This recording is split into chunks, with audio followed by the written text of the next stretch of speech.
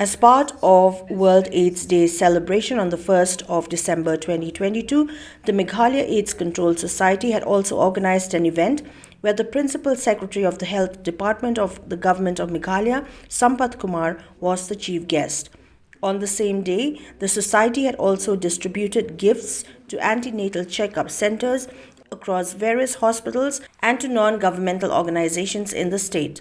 A video on HIV AIDS was also released as part of the World AIDS Day celebration this year. The project director of the Meghalaya AIDS Control Society, Dr. B. De Cruz, informed that the state of Meghalaya has approximately 8,692 HIV patients, out of which 4,900 only have identified themselves. The Chief Judicial Magistrate, N. Idakar, stressed on the fact that people living with HIV should be treated like any other normal person and should be given their rights to life. There always exists a certain level of stigmatization which comes along with the hardship which he already has to endure because of the infection. And in this regard itself, the legislature, keeping in regards the fundamental rights which we as citizens of the country have, has enacted this act known as Human Immunodeficiency Virus and Acquired Immune Deficiency Syndrome Prevention and Control Act 2017 in order to ensure that the fundamental rights of a person suffering from HIV is protected, and in case of any violation, the said person shall be in a position to enforce the same by the process of law. So when there is a law enacted, then it becomes easier for a person whose right is infringed to come to the court. That my right is infringed, and this is the penal section. This is the provision of law, and under this penal section, these people who have infringed my right, who has violated my right, can be punished by the courts. So since HIV Act is a lengthy act, I would speak only on the few aspects of the act. The first of all is the objective and the scope of this act. The objective of this act is to stop the stigma revolving around HIV and AIDS. Number 2 is to stop discrimination involving HIV and AIDS. Number 3, to punish people who are involved in the stigma development and discrimination involving AIDS and HIV, and to provide equal rights and opportunities to infected people. Addressing the gathering, the Principal Secretary of the Health Department, Sampath Kumar, encouraged those affected with the disease to come forward and identify themselves so as to avail of the much-needed healthcare services from the state government and other organizations. Of all the fundamental rights, the most important right is Article 15, that is right to equality.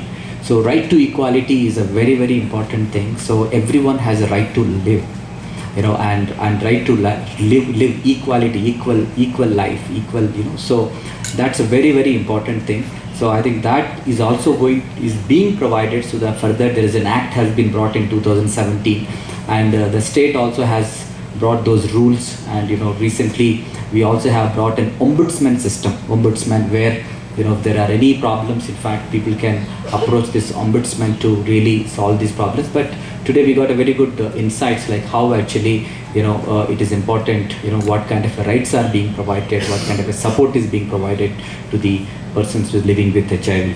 So having said this one, I also wanted to say what all we need to do, what remaining. So now that taking this very good example of entire community mobilization, like every stakeholder is involved. I can see private hospitals participation is there today, everyone, like along with the government hospitals participation. So there is a general mobilization was there to address this problem.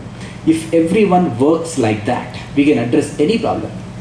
So today the state government has come up with a very important agenda. We have brought a state health policy, and in fact last week we also have brought state mental health and social care policy, which is also very, very important policy. So basically the idea is that how actually we are able to really prevent the things, instead of curative, but also how actually we can prevent. So there is a lot of support systems are being created, like the way I just said in the max that what we have been creating. So there is as I said, a long way to go in terms of reducing this, bringing it to completely zero. For that, actually, we require much more active mobilization, especially from the men folk. The reason why I'm saying this question, when we have this ANC checkups, antenatal checkups, still 1%, close to 1% of the pregnant women are being tested with HIV, close to 1%.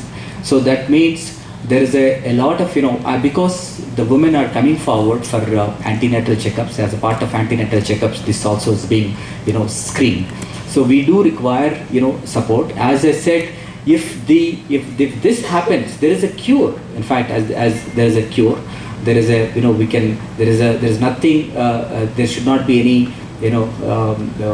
stigma associated with this. So there is a proper systems are there. So I think that is another thing. And as Dr. D. Cruz gave in her presentation, we have about, as per the the estimates, we have about 8,692 people living with HIV, but out of them only 4,900 have known that they have the HIV. So that means about 57%.